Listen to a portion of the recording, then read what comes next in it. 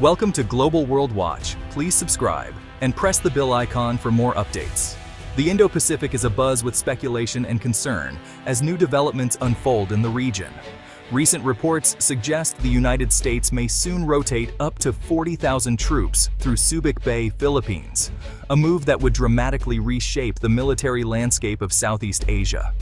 If realized, this would mark the largest American military presence in the Philippines since the Cold War era, signaling not just a return, but a significant escalation in the U.S. Philippine alliance and military cooperation.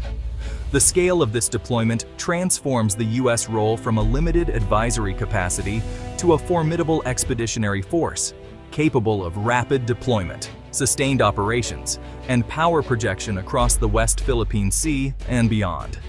For Manila, this is a potential game changer, offering a powerful deterrent against Chinese encroachment in disputed waters and strengthening the country's security posture. For Beijing, however, it's a nightmare scenario.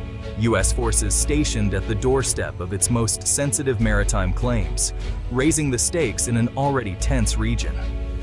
This move is a bold test of the U.S. Philippine alliance, crystallizing the region's hardening military lines and putting America's integrated deterrence strategy to the test in real time.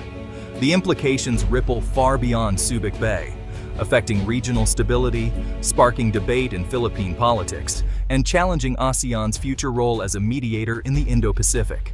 The world is watching closely, wondering if this is merely a high-stakes bluff or the dawn of a new Indo-Pacific order that could redefine the balance of power for years to come. Subic Bay is more than just a port. It's a living symbol of the complex and enduring relationship between the United States and the Philippines, a place where history and strategy intersect. Once the largest U.S. naval base in Asia, Subic Bay was a cornerstone of American military power in the Pacific. Its closure in 1992, following a wave of Filipino nationalism and public protest, marked the end of an era and a powerful assertion of Philippine sovereignty. Today, Subic's strategic value has only grown. Its location offers direct access to the contested South China Sea, enabling rapid response to flashpoints like Scarborough Shoal and providing a critical vantage point for monitoring regional developments. The port's infrastructure remains robust and well-maintained, making it ideal for large-scale military logistics, ship repairs, and the movement of troops and equipment.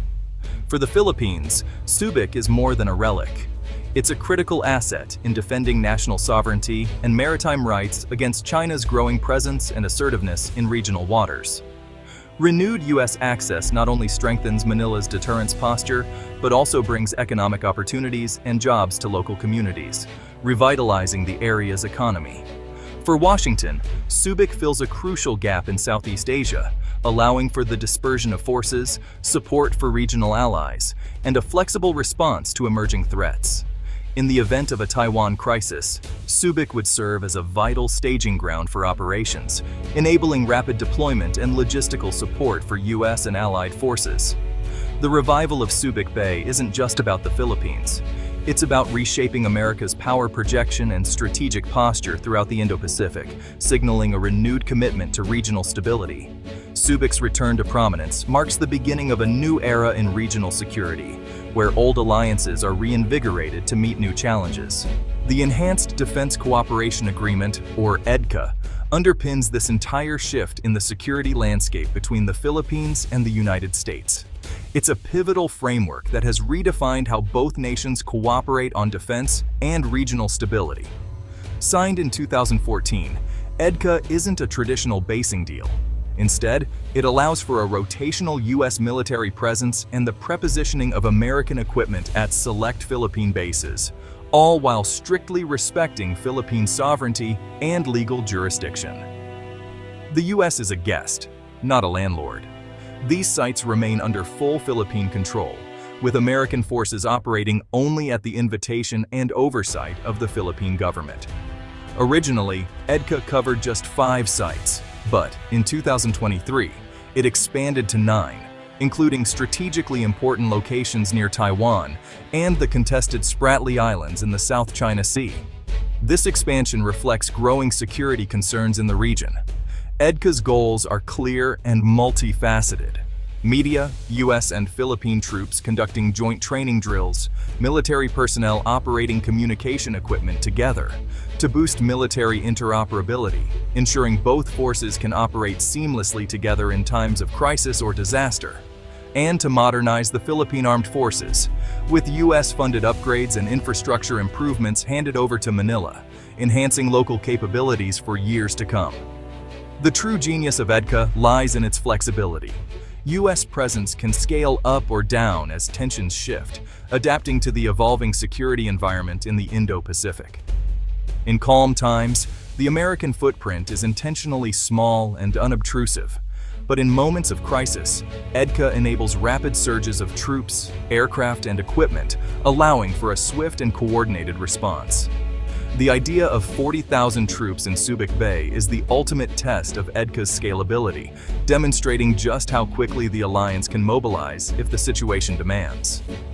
What began as modest cooperation has now evolved into the main mechanism for U.S. force projection in Southeast Asia, shaping the region's security architecture and deterring potential threats. EDCA is not just a legal document. It is the strategic backbone of this new alliance reality, anchoring the partnership and ensuring both nations are prepared for the challenges of today and tomorrow. For the Philippines, inviting a massive U.S. troop presence is a high-stakes gamble. The security payoff is clear: a credible deterrent against China's gray zone tactics and a shield for Philippine sovereignty. Economically, the influx promises jobs, investment, and military aid, echoing Subic's prosperous past. But the risks are real. The Philippines could become a frontline target in a U.S.-China conflict, dragged into a superpower showdown. Critics warn of entanglement in a struggle not of Manila's making, with devastating potential consequences. Domestic concerns linger. Memories of past social issues and sovereignty debates fuel nationalist opposition. Modern agreements address some problems, but public sensitivity remains high. The government must balance strategic necessity with political and social costs. The path forward is fraught, demanding careful navigation. The prospect of a major U.S. return has split Philippine opinion. Many, especially those affected by Chinese aggression, see the U.S. as the only credible partner to defend sovereignty. Defense officials and analysts argue that only a robust alliance can deter China and protect national interests. On the other side, nationalists and left-leaning groups decry the move as neo-colonialism, warning it makes the Philippines a pawn in U.S.-China rivalry. They recall past abuses and fear loss of independence, urging a more neutral or ASEAN-centered approach. Protests and debates reflect deep anxieties about sovereignty, security, and identity. The nation is torn between alliance and autonomy. The debate is about the very soul of Philippine foreign policy. For Beijing, 40,000 U.S. troops in Subic is a direct challenge. China sees encirclement U.S. forces near its claimed waters and vital sea lanes. Expect fierce diplomatic protests, economic threats, and a campaign to stoke anti-American sentiment in the Philippines. Militarily, China will ramp up naval and air patrols, shadowing U.S. and Philippine assets, and escalate drills in the South China Sea and Taiwan Strait. Beijing may further militarize its artificial islands, deploying advanced missiles and aircraft to counter the U.S. presence. The goal: raise the stakes, sow division, and pressure Manila to reconsider. China's strategy is to make the costs of alliance painfully clear. The region faces a new, more dangerous normal. The dragon will not just watch, it will act. The standoff is set to intensify.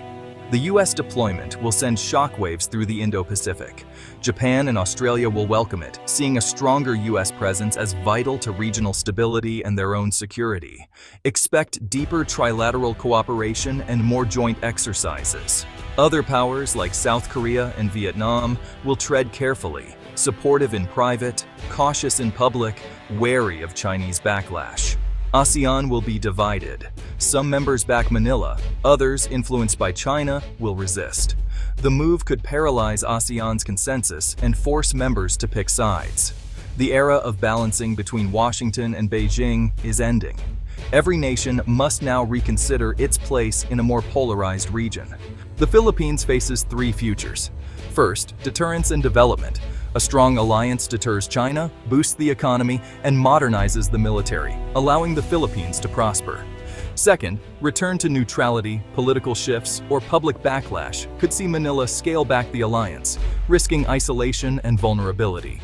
Third, escalation and conflict. The U.S. presence provokes China, leading to confrontation and potentially catastrophic war. The nation's fate hinges on domestic politics, regional dynamics, and the choices of Washington and Beijing. Deepening the alliance is not an endpoint, but the start of a new, uncertain era. Manila must navigate treacherous waters, with prosperity and survival at stake. Each path carries profound consequences. The decisions made now will shape the nation's destiny. The stakes could not be higher.